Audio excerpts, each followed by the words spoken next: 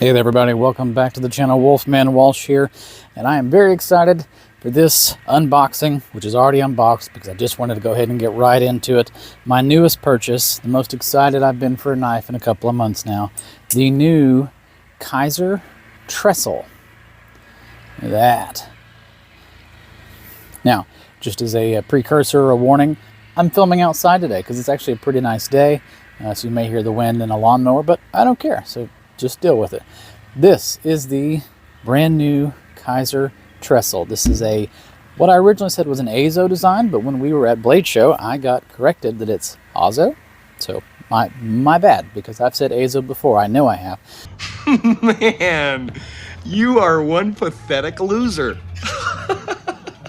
So this is an Azo design. Look how beautiful this is.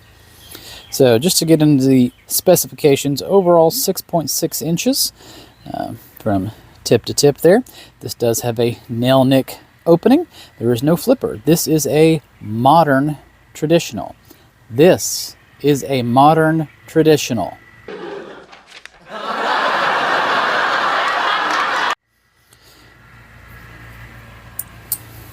Did you catch that sound? I don't know if you did. I'm gonna hold it up to the mic. Let's see if you can hear it. That has a very interesting sound. I love it. This middle right here has a very interesting sound because it has a very interesting setup in here that we may do a takedown talk on one day, and by we, I mean Enzo, to discuss what's going on in here, because as you can see, this back spring does not move when you open or close. Also, as per the descriptions of this knife, if you look it up online, it is opened more than 90 degrees to make it more finger safe when opening and when closing. Very, very cool. This particular one comes in the Kizer Damascus. Now you try to look up what makes up this particular Damascus, and I can't find anywhere online that says what it is made out of. So we're just sticking with Damascus. This particular one has a titanium handle with the McCurdy wood. Still don't know if I'm saying that right. Probably not. As the inlays. And as you can see right there, hopefully if it's focusing, because we are outside, you know, on the back spring, or the false back spring, you can see Kizer and the Azo design trestle. Very, very cool. Another cool little feature, which I will put to use, hidden lanyard. Hidden lanyard hole. Awesome, awesome, awesome. So, what else can I say about this? Well, it doesn't matter which design or pattern you get this in, because this also comes in about 27 different patterns. You can get it in micarta, G10, and the titanium with the wood inlay. Those are the base models. They do have a more premium line, which does have some mother of pearl inlays, some carbon fiber, and then they dropped an even more expensive one just 2 days ago, closer to $300, with titanium and anodized titanium and diamonds. I don't know. Anyway, so let's do something that I haven't done in a while. You ever done something and then realized you haven't done it and you can't figure out why you ever stopped? Size comparisons. This blade right here is 2.9 inches, and like I said, 6.6 overall. What is that comparable to? Well, here is the mini Militaw, about dead even on the size, and the Civivi Elementum. The Elementum is a little bit longer than the other two, but that just gives you a good size reference of how big, or not big, the trestle is. Now, I picked this up. I was super excited because I wanted that gentleman's carry, and I just didn't find anything that spoke to me at Blade Show. But I did find that little grand at the Kizer booth. But my biggest complaint was it didn't have a pocket clip, and it was just a little too small. Well, this is a wonderful size. Just shy, I mean, if I come up here to the choil, I can get 4 fingers on it. There we go. So just shy of 4 fingers for a medium grip. No pocket clip. Like I said, it does have that lanyard hole right there, or the recessed lanyard. 3 days later. We're going to try that one more time. Just this hidden lanyard insert right here. So very, very cool. So now that we've gone over the size comparison, which I don't know why I ever stopped doing that. That helps you all figure out the actual size, because sometimes when looking online or reading online, you can be deceived by the inches that are listed. So most people know what size this is, so we're going with that. Overall weight on this beautiful thing here is 2.5 ounces. Very, very light.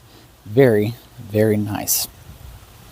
So there will be a follow-up video to this where I'm going to make a lanyard, and I'll probably do it in like a 3-month follow-up format, because we used to do those types of videos too, where we do a follow-up video after carrying it for a few months to see what we liked and what we didn't like, and we've stopped doing that as well, and I don't know why, other than life has just gotten busy. Oh, here comes some wind. No, don't like that. Well, between the wind, the Amazon delivery, and my children, it's been a couple of minutes. However, we're going to try to pick up where we left off. This has a beautiful full flat grind all the way up. Wonderful on this clip point blade here. Very much in Enzo's wheelhouse. He loves the Lanny's clips. I'm going to try and pressure him into buying one of these. We don't really own any of this. We do own some of the same knives. I think we own 2 of the same knives. And then we own some that are similar but different. And what I mean by similar but different is we both have a mini Miltaw, different setup. I'm going to try to get him to get one of these in the other variant, whether it be the micarta with the 14C28N, or maybe I don't know, he can spring for the more expensive one, the S45 and you know, carbon fiber or something if he wants to. But I am convinced, just after a few days of carrying this thing, that this is kind of the way to go. And on that note of kind of the way to go, I don't know if you all have seen this or not, and you all can feel free to do your own research. I hate that word.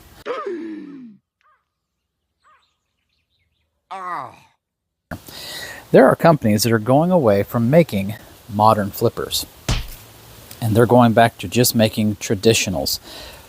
Is the age of the modern flipper coming to an end, or is it just slowing down? Because we have seen a lot of influx into the market.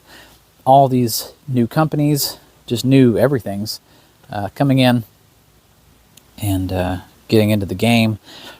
But it's kind of over-flooded the market with options. So it's going to be kind of curious to see how many companies, designers, and brands move away from the flippers that we've seen recently and get back more into the traditional game, or the modern traditional game. So anyway, what do y'all think?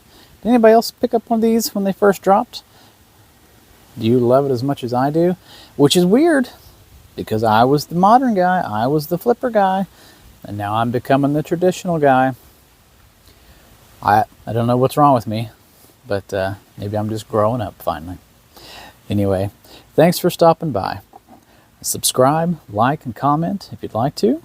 We try to always answer most of the comments that we get, because we appreciate all of you that support us and watch what we do here. So until next time, I'm Wolfman Walsh for Knox Knife Mods. Take care.